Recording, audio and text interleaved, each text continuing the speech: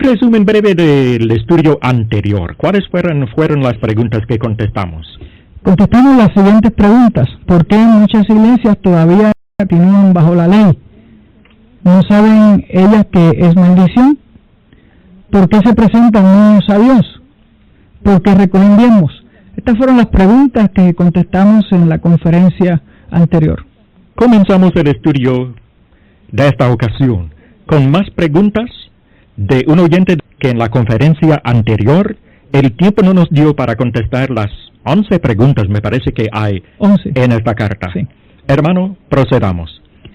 En este momento vamos a unir dos preguntas que son semejantes. Dicen así: ¿por qué guardan los sábados? Y la segunda pregunta lee de la siguiente manera: ¿por qué en muchas iglesias guardan la Semana Santa según ellos? ¿Dónde aparece en la Biblia que hay que guardar o celebrar la Semana Santa? Podemos contestar esta pregunta bien fácil. En ningún sitio en la Biblia dice que hay que guardar la Semana Santa, pero vamos a ir en detalle contestando a la luz de la Biblia estas preguntas. Ni siquiera se nombra bíblicamente la Semana Santa. En cambio, la Biblia sí, mediante el Nuevo Testamento, que es el pacto que está en vigor, nos trae una advertencia en cuanto a guardar los días, los meses, los tiempos, las semanas, etc.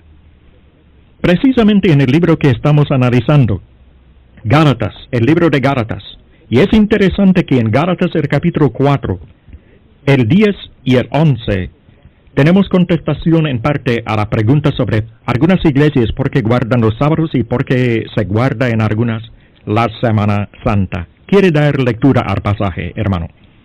Guardáis los días, los meses, los tiempos y los años. Me temo de vosotros que haya trabajado en vano con vosotros. ¿Por qué habla Pablo así en esta carta? Amados, porque el Nuevo Testamento nos enseña que para Dios ya no se hace distinción entre días. Ya no hay días especiales como bajo el Antiguo Testamento. Por lo tanto, hay que llegar a este entendimiento del nuevo pacto, de sus enseñanzas sobre días, semanas, etc., para tener pleno conocimiento de la verdad de la sana doctrina del nuevo pacto al respecto. Hay que quitar ese velo del Antiguo Testamento sobre el cual se habló mediante el estudio anterior. Llegar a Cristo, gozar de la libertad en Cristo. No vamos a contestar con gran lujo de detalle todas estas preguntas. Sí, queremos traer unos textos claves.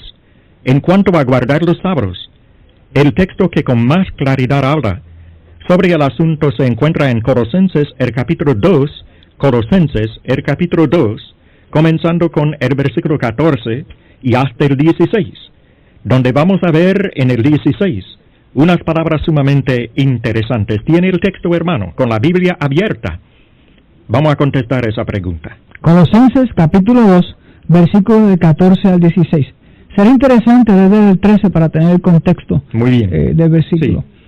Y a vosotros, estando muertos en pecados y en la incircuncisión de vuestra carne, os dio vida juntamente con él, perdonándoos todos los pecados, anulando el acta de los decretos que había contra nosotros, que nos era contraria, quitándola de en medio y clavándola en la cruz. Y despojando a los principados y a las potestades, los exhibió públicamente, triunfando sobre ellos en la cruz. Por tanto, nadie os juzgue en comida, o en bebida, o en cuanto a días de fiesta, luna nueva, o días de reposo, todo lo cual es sombra de lo que ha de venir, pero el cuerpo es de Cristo. En el 14 hay 3 verbos sumamente importantes: anulando, quitándola y clavándola en la cruz. ¿Qué fue clavado en la cruz? Dice aquí el acta de los decretos. De los decretos, que fue el Antiguo Testamento, no cabe duda. Ese es el tema. Fue clavado el Antiguo Testamento en la cruz. Todo el Antiguo Testamento, lo vamos a ver más tarde cuando se conteste la pregunta sobre los 10 mandamientos. No una parte, sino todo el Antiguo Testamento fue anulado, quitado de en medio y clavado en la cruz. En el 15, despojando a los principados y a las potestades. comprendo que se trata, mediante estas palabras, de la victoria de Cristo sobre las fuerzas de maldad. Los exhibió públicamente, triunfando sobre ellos, ¿en dónde? En la cruz del En la Calvario. cruz. Por tanto, por esta razón, fíjense, amados, por tanto, ¿cómo razona el Espíritu a través de Pablo y nos enseña a razonar también? A entrar en entendimiento sobre este asunto de los testamentos, sobre los sabros. Hay quienes dicen que es preciso guardar los sabros para gozar de la salvación y entrar en el cielo. Hay quienes exigen que los creyentes guardemos los sabros, pero ¿qué dice el texto? Por tanto, nadie, ningún predicador, ningún profeta, ningún evangelista, nadie os juzgue en comida o en bebida, se trata de mandamientos bajo el Antiguo Testamento, o en cuanto a días de fiesta, luna nueva o días de reposo. Cuando dice Pablo días de reposo, no se está refiriendo, como alegan algunos, a los sábados ceremoniales, sino más bien al sábado, al séptimo día de cada semana, días de reposo. Como en el libro de Hechos, el capítulo 18, el versículo 4, es interesante que a base de lo que se presenta en Hechos 18:4, hay quienes alegan que Pablo, después de convertirse a Cristo, Pablo se quitó el velo del Antiguo Testamento y se entregó al Señor. Antes de convertirse era defensor fuerte del Antiguo Testamento, pero se convirtió a Cristo y lleno del Espíritu Santo comenzó a vivir y a llevar a cabo su ministerio bajo el Nuevo Testamento. Sin embargo, hay quienes dicen que después de la conversión de él, Pablo seguía guardando los sábados y citan Hechos el capítulo 18, versículo 4, que dice... Voy a leer el versículo 1 también, hermano. Sí, para tener el contexto, convendría. Sí, exacto, dice: después de estas cosas, Pablo salió de Atenas y se fue a Corinto. Pasamos al versículo 4. Y discutía en la sinagoga todos los días de reposo, y persuadía a judíos y a griegos. Discutía en la iglesia. En la iglesia, dice en la sinagoga. ¿Sinagoga qué significa? Un lugar de reunión de los judíos inconversos. Vamos a hacer hincapié. No se trata de judíos convertidos ya, que estuvieran en la iglesia, sino de los judíos que seguían guardando el antiguo pacto y que adoraban en las sinagogas. Pablo discutía. ¿Qué significa, qué implica esa palabra? Aparentemente había un tema importante que se estaba debatiendo en aquel lugar. Seguro, y no era el asunto de seguir guardando los sábados. Exacto. No tenía que convencer a los judíos de seguir guardando los sábados, pues los inconversos seguían guardándolos. Discutía en la sinagoga. Él no estaba ahí adorando a Dios conforme al Viejo Testamento, sino estaba ahí para discutir, para convencer, para persuadir a los judíos a que aceptaran a Cristo. Para presentar, pudiéramos decir, unos argumentos diferentes a la observancia que ellos tenían, y la observancia que ellos hacían era guardar el sábado. Y es como usted muy bien acaba de mencionar, ¿para qué Pablo les está convenciendo, discutiendo de que guarden el sábado si ya ellos lo guardaban? Claro. Y el texto luego dice, y persuadía a judíos y a griegos. Los persuadía a dejar el antiguo pacto con sus sábados, fiestas, etc. Ahora, ¿Qué es persuadir, hermano? Y perdona que le interrumpa. Sí, verdad. Usar los argumentos presentados en el Nuevo Testamento para convencer a los oyentes a venir a Cristo, a gozar de la libertad en el Señor, a no seguir esclavizándose. Este es gran tema de Pablo en muchas de las cartas. La libertad en Cristo. La libertad, no abusándonos de la libertad, pero gozando de ella sí. No volviendo a esclavizarnos a ritos, a ceremonias del Antiguo Testamento. Y déme decirles, amados, que cuando de los sábados se trata, cuando de los séptimos días se trata, se está hablando de una ceremonia. Por naturaleza esa ley es ceremonial. Si queremos distinguir entre leyes morales y ceremoniales, por naturaleza, ya que se trata de un tiempo, de un día, la ley sobre los sábados es ceremonial. Y me lo confirma también Levítico, el capítulo 23, Levítico. Y me gustaría que los oyentes apuntaran este texto. No vamos a abundar mucho en él en el día de hoy en esta conferencia. Pero apunten bien, Levítico el capítulo 23, y van a ver en la primera parte que la ley sobre el séptimo día cae entre las leyes sobre los días de fiesta, y dice, habló Jehová a Moisés diciendo, ¿cómo dice ahí en el 2, hermano? Dice, habla a los hijos de Israel y diles, las fiestas solemnes de Jehová, las cuales proclamaréis como santas convocaciones, serán estas. 6 días se trabajará, mas el séptimo día será de reposo, santa convocación. Ningún trabajo haréis, día de reposo es de Jehová en donde quiera que habitéis. Pero esto es algo grande, a la luz de lo que muchos alegan en el día de hoy, que el día del séptimo día, o el mandamiento, es un mandamiento moral. Y como dice el versículo 2 claramente, las fiestas solemnes de Jehová son estas. ¿Y cuál es la primera fiesta? El del séptimo día. El del séptimo día. Ahí está la prueba, amados. 6 días de trabajo y un séptimo día de reposo. Se trata de una fiesta religiosa judía, abolida. Sí. Y hay un punto interesante que no debemos de pasar por alto. El versículo 2 comienza especificando para quién es esa ley. ¿Para quién es o quién? Habla a los hijos de Israel. Sí. No dice habla a los hijos de Puerto Rico, ni a los hijos de Guatemala, ni de Estados Unidos, ¿sí? Sino a los hijos de Israel, a los judíos específicamente. Muy interesante, muy importante para el comprendimiento del tema. Y como ya observamos, pues no es el propósito nuestro agotar toda la información sobre estos temas que vienen por medio de las preguntas, así que los dejamos con estos textos claves. Eso es una pregunta. Entonces, ¿es pecado guardar la Semana Santa o guardar los sábados o guardar días específicos como el día de Navidad o el Día de las Madres o cosas así? Bueno, en Romanos el capítulo 14, como dice, ¿cómo es el consejo del Espíritu Santo? A través del apóstol Pablo. Sí. Romanos 14. 14, comenzando con la Biblia abierta, comenzando en el 14, con esa sección del pasaje que tiene que ver con el guardar los días, y el texto tiene que ver con las opiniones también. Dice en la primera parte, recibir al débil en la fe, pero no para contender sobre opiniones. Y esta frase ya nos orienta que no debemos recibir a quienes implanten estas observancias de días, de semanas, etcétera, como doctrina, como mandamiento, por medio del cual pudiera uno ganar méritos para con Dios, cosa imposible como quiera.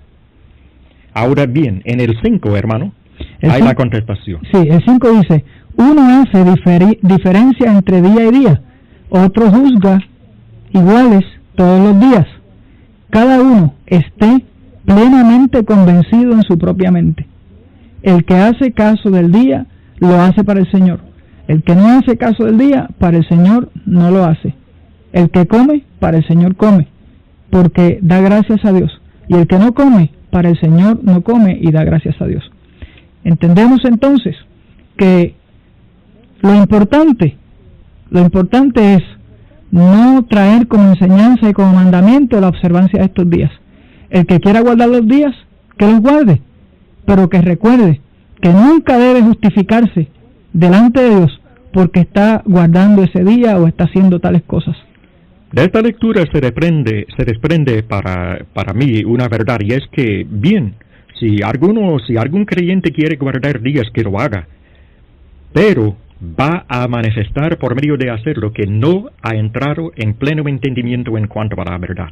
Será débil el que lo haga, pues el fuerte, el que ha aprendido bien la sana doctrina, no va a estar guardando días. El que ha sido libertado. Esa es la frase correcta. Y quiero aclarar y añadir, hermano, también, y amados que nos escuchan, que sí sería posible pecar aún guardando los días con buenas intenciones, guardando, por ejemplo, Semana Santa, si se hiciera por medio de cumplir con tradiciones que contradijeran la Biblia, que nos alejaran de la Biblia, de la sana doctrina del Nuevo Testamento. A mi entender, ¿qué le parece, hermano? Tal persona ya estaría cayendo en pecado. En el momento, y en otros estudios anteriores hemos hablado sobre esto, en el momento en que el hombre quita la palabra de Dios y pone sus tradiciones, se comete pecado. De hecho, el Señor Jesucristo una vez acusó a los fariseos y a los sacerdotes porque invalidaron el mandamiento de Dios, por las tradiciones de ellos. Y diría yo que hay buenas intenciones con malos resultados. Bien dicho. Y pueden haber muchas buenas intenciones en observar días, fechas y cosas como estas, pero los resultados van a ser desastrosos en términos espirituales. Dios quiere que seamos libres, y el tema principal del libro de los Gálatas es la libertad en Cristo Jesús. Amén. Pues hay más preguntas, ¿no? Sí. De parte del oyente de Fajardo, Puerto Rico, y los que quisieran escribirnos, también lo pueden hacer con toda confianza, particularmente sobre el contenido de la carta de Gálatas, ya que estamos con el propósito de analizar toda esa carta. Sí. Adelante, hermano. La próxima pregunta la voy a dejar para el final, y la voy a leer, y tiene una razón porque la dejo al final. Dice, ¿por qué está pasando todo esto en las iglesias? Pero antes vamos a analizar cuáles son las otras preguntas, y luego al final contestamos esta. La próxima dice, ¿en qué parte en la Biblia dice que Jesús nació el 25 de diciembre? Esta es fácil. Bien fácil para mí. Sí. Bueno, no hay que saber tanta Biblia tal vez para contestar esa pregunta. Es que en ninguna parte de la Biblia se habla del nacimiento de Cristo el día 25 de diciembre.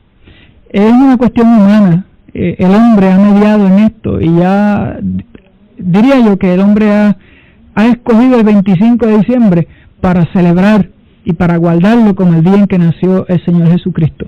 Pero si vamos a la historia, a los datos históricos, Cristo ni tan siquiera nació en diciembre. Tal parece. Aparte de esas consideraciones sobre la fecha del nacimiento, hermano, y el origen de esta tradición, de este asunto cultural de guardar el día del nacimiento del Señor, ¿esa práctica en sí será correcta? ¿Celebrar el nacimiento de Cristo es bíblica? Bueno, hermano, lo que la Biblia enseña, que lo bíblico es recordar la muerte de Cristo. La muerte. No el nacimiento. O sea, lo que el cristiano debe de celebrar es el triunfo de Cristo en la cruz, la resurrección de Cristo en la cruz, y que ahora Cristo está intercediendo por los cristianos a la diestra del Padre. Eso es lo que debemos de celebrar, no el nacimiento. Ambos eventos son importantes. El nacimiento es importante, y la resurrección y la crucifixión también lo es importante. Pero entre ambos, el que debemos de guardar, el que debemos de recordar, es el segundo, la muerte de Cristo. ¿Y cómo celebrar la muerte de Cristo? Exacto. Dice la Biblia que cada primer día de la semana los cristianos se reunían para partir el pan y participar de la copa, en memoria, en recordación de la muerte de Cristo Jesús. ¿Todos los domingos? Todos los domingos, cada primer día de la semana. Porque la muerte es tan importante, es el punto esencial en el ministerio de Cristo. Recordemos, hermanos, que en la muerte de Cristo, se dan unos eventos muy importantes. La abolición del antiguo pacto, Satanás es derrotado, y Cristo hace de ambos pueblos uno. Une a los gentiles con los judíos y establece su reino en la tierra, que es la iglesia. Todas esas cosas se celebran o se recuerdan cuando se celebra la muerte de Cristo cada primer día de la semana. Y desde luego el sacrificio expiatorio de Cristo, que es el punto más importante, claro, la reconciliación que viene por medio de la muerte. La gracia y la misericordia que hemos recibido a través de él. Sí. Bien pudiéramos abundar mucho en la historia del 25 de diciembre, el origen de la fecha, cómo se relaciona con prácticas paganas, el culto al dios Bacchus, etc. Pero vamos a proceder a otras preguntas. Sí. La próxima pregunta dice, en Mateo el capítulo 5, versículos 17 al 20, Jesús dice que no ha venido a abrogar la ley o a los profetas, sino a cumplir. Y entonces dice la pregunta, ¿cómo ustedes pueden explicar este asunto? O sea, la pregunta obviamente va dirigida a que posiblemente hay una mala interpretación. La Biblia dice que Jesús no vino a abrogar la ley, y nosotros estamos enseñando en estos momentos que la ley fue abrogada. Que fue abrogada. O sea, y no es que estemos mal. No estaremos mal. Bueno, vamos a la Biblia. Vamos a dejar que sea la Biblia quien conteste esta pregunta. ¿Vino Jesús a abrogar la ley o vino a cumplirla? ¿Qué usted dice, hermano? Bueno, tengo la Biblia abierta en ese pasaje, Mateo 5:17. No penséis, habla Cristo, que he venido para abrogar la ley o los profetas. Fíjense, amados, que el Señor no está hablando de su muerte. Está hablando del propósito de su venida al pueblo de Israel. El pueblo de Israel en estas circunstancias, para aquellos tiempos del ministerio de Cristo, no iban a entender nada sobre el propósito de la muerte de Él. Ahora sí, Cristo les habla, estando delante de ellos sobre el propósito de su venida, y dice, no he venido para abrogar la ley. Ahora bien, cuando murió, habiendo cumplido toda la ley, sí la ley quedó abrogada, por medio de la muerte del Señor. No he venido para abrogar, sino para ¿qué? Cumplir. ¿Y qué quiere decir? Para poner en práctica todo lo que el pueblo había dejado de hacer. Cumplir. Cuando el Señor se hizo el propósito de cumplir la ley, hermano, ¿cree usted que Él fracasara en ese propósito? No. Al contrario, triunfó. Triunfó porque fue el único capaz de cumplir con esa ley. Ningún hombre anteriormente había sido capaz de cumplir con esa ley tan estricta, tan dura. Pero Cristo, tomando cuerpo humano, tomando cuerpo de hombre, fue capaz de cumplir esa ley. Esa pregunta se hace a propósito, pues el Señor no falla en lo que Él se propone, Él no fracasa. Si Él dijo, voy a cumplir la ley, lo hizo, cumplió la ley. Y vamos a ver por qué se dice que la pregunta se hizo a propósito. En el 18 y el 19, ¿quiere darle lectura, por favor, hermano? Dice, porque de cierto os digo, que hasta que pasen el cielo y la tierra, ni una jota ni una tilde pasarán de la ley, hasta que todo se haya cumplido. ¿Hasta que cuándo? Todo. ¿Se haya qué? Cumplido. ¿Cuándo fue todo cumplido? Cuando Cristo murió en la cruz del Calvario. ¿Y cómo se sabe? Porque Él se propuso cumplir la ley, y lo hizo. Él hace lo que se propone. Cumplió la ley a perfección. Cumplir la ley fue quitar hasta que todo se haya cumplido. Muchos se fijan en esa primera parte, la primera frase del 18, y dicen, bueno, eso quiere decir que el Antiguo Testamento va a durar, va a permanecer vigente hasta el fin del mundo. No es ese el significado de esa frase. Porque de cierto os digo que hasta que pasen el cielo y la tierra. No significa que la ley estuviera en vigor todo el Antiguo Testamento, o siquiera los 10 mandamientos, que vamos a aclarar el punto también en breve, tal vez en la próxima conferencia, ya que el tiempo no nos va a dar para contestar todas las preguntas en este estudio. Pues en la próxima conferencia vamos a hablar sobre los 10 mandamientos también, que si están en vigor o no en el día de hoy, bajo el nuevo pacto y durante la época cristiana. De cierto os digo que hasta que pasen el cielo y la tierra, ni una jota ni una tilde pasará de la ley, ni la más mínima parte, ni el más pequeño mandamiento pasaría, pero no se habla de los 10 mandamientos exclusivamente, como alegan algunos, sino de toda la ley. Toda la ley. Las ceremonias, los ritos. Las leyes ceremoniales todo. También. De otro modo, esta parte que dice, ni una jota ni una tilde pasará de la ley, no tendría significado, no tendría sentido, si se tratara de los 10 mandamientos. ¿Sí? Más bien se trata de todo el Antiguo Testamento, y todo fue cumplido con la muerte, la resurrección y la ascensión de Cristo, y por lo tanto en el día de Pentecostés del año 33, entró en vigor el Nuevo Testamento. El versículo 19 dice de la siguiente manera, de manera que cualquiera que quebrante uno de estos mandamientos muy pequeños, y así enseñe a los hombres, muy pequeño será llamado en el reino de los cielos. Mas cualquiera que los haga y los enseñe, este será llamado grande en el reino de los cielos. Por eso Cristo es llamado grande en el reino de los cielos. Cristo es la cabeza del reino. Sí. Cristo es el que se sienta en el reino. Y por eso Él es el grande, porque Él fue el único capaz de hacer y enseñar todos y cada uno de los puntos de la ley. Sí. Será llamado grande en el reino de los cielos, pero el Señor está hablando siempre, hablando de personas que aún vivían bajo el Antiguo Testamento. Cristo, como dice Gálatas 4:4, nació bajo la ley. Bajo la ley. Y en verdad Él cumplió con la ley y hasta la muerte de Él. Y los demás que vivían durante el ministerio del Señor tenían también que guardar toda la ley. Y no estamos hablando de los 10 mandamientos. Fíjense cómo dice el 19, que cualquiera que quebrante uno de estos mandamientos muy pequeños. ¿Cuál de los 10 es muy pequeño? Esta frase no le cabe cuando de los 10 mandamientos se trata. Ahora, si estamos hablando de todo el Antiguo Testamento, pues sí se entiende que había infinidad de leyes y que algunos mandamientos no eran tan importantes como otros, y por lo tanto se habla de mandamientos muy pequeños. Hermano, ya se nos acabó el tiempo para esta conferencia, así que gracias, amados, por habernos escuchado. Hasta la próxima.